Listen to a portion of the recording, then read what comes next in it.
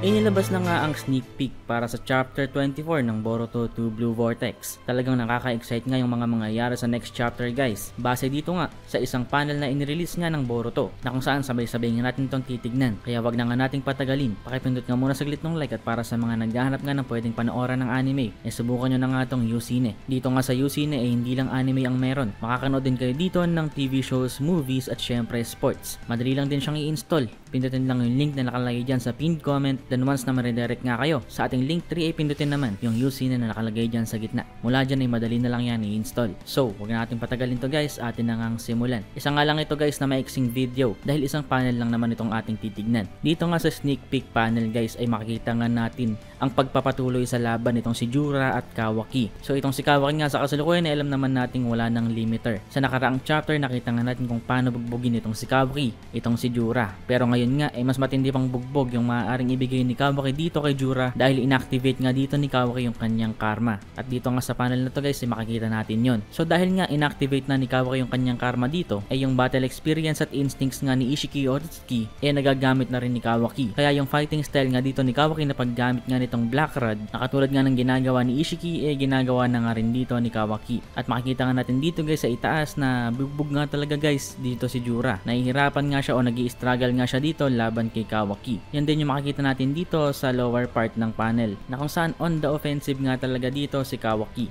Pero it seems base nga sa facial expressions nitong si Jura guys na meron pa rin siyang alas na itinatago na maaari nga niyang gamitin laban dito kay Kawaki. Pwedeng may power up pa nga siyang tinatago na hindi natin alam guys. Pero yung gusto ko nga malaman dito bukod dito sa panel na to ay yung sitwasyon nga ni Boruto sa kasalukuyan. Dahil inactivate nga ni Kawaki yung kanyang karma ay maaaring mag-resonate nga itong karma ni Boruto at maaaring mag-rampage o magwala nga si Momoshiki. So hanggang dito na lang tayo guys. Kung interesado ka na malaman pa yung mga kasunod nito, abangan nyo yan sa ating channel. So subscribe and like the video. Yun lang. Bye.